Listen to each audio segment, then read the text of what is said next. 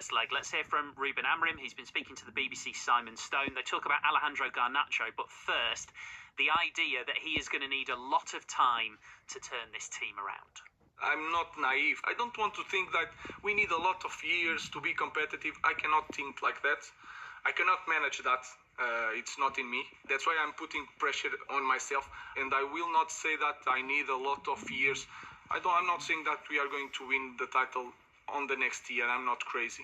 What I'm saying is that I don't want this conversation that we need a lot of years and let's keep it calm. No, we are in the rush. We are suffering a lot for next year to be so much better.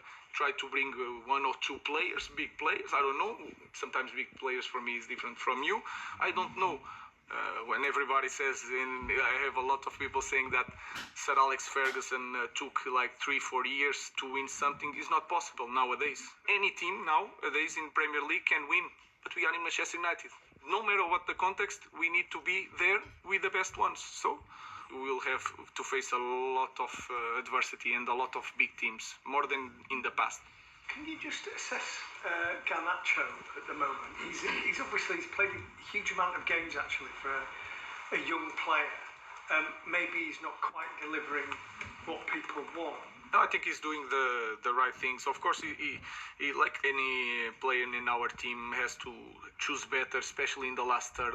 All the players have to improve. Maybe Bruno is the one that can do something, assist or scoring goals very easily. So we have to improve as a team to help Garnacho. But Garnacho is improving the way he defends, the way he runs. So he's working hard. He needs to score more goals and assists. That is clear, but also the other guys. So I see him as a young kid that wants to improve. He's improving, but he's not in a great moment in that department like the other guys on the team. Okay, that's Ruben Amorim. So I think the thing to jump in on there, Shay, is what he said about needing to bring in a couple of big players. And I kind of think the inference there is they might not be able to bring in more than a couple of big players. We all know that, they don't have the money that they had from the Champions League, and we'll see what happens in the next few weeks. If it is two players, what two positions should it be? I don't know. That's a really good question. Yeah, good one, Shay. I know. I was going to team you up with Alicia there, but at first I would like to think they need more than two players, and I don't know if he's just saying that to try and play it down and say they've not got much money, but I would say 5 or 6 minimum players they need, if I'm be brutally honest. I mean, obviously they brought in Dorgu, and he wants to play with his 3 at the back. I think Dalot will be fine on the right wing back.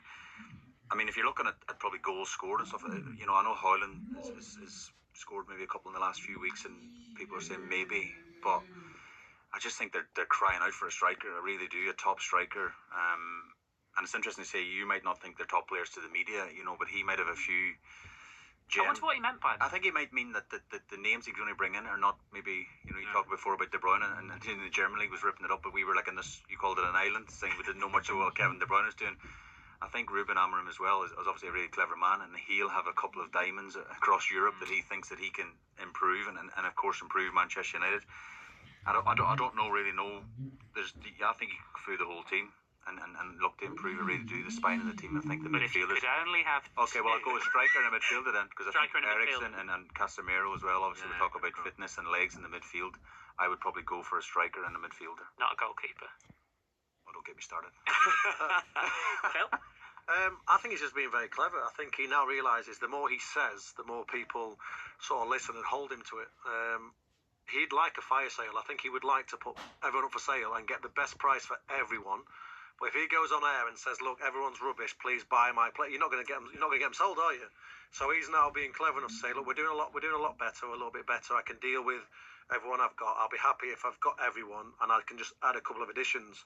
Where realistically, I think if 10 of the players left and he got anything from 50 to 100 million pounds worth of sales, like Shay said, he'd be buying a new goalkeeper, a new centre half, and he'd literally be buying the spine of the team. But I think if he goes on air and publicly says Man U are desperate, then what does it do to the market? The 15 million pound players become 50 million pound players, etc., etc., etc. It's going to be tough enough for them anyway to compete with the teams that are going to finish higher up than them in the league. Not even the ones that are winning the league. You're looking, the Villas, even the Forest. These teams are probably going to actually outbid and be a more attractive team for the players that he's looking for to join. So I think he's being quite clever. Because he normally, well, especially in his first few interviews, he just says what he sees, doesn't he? He's very honest.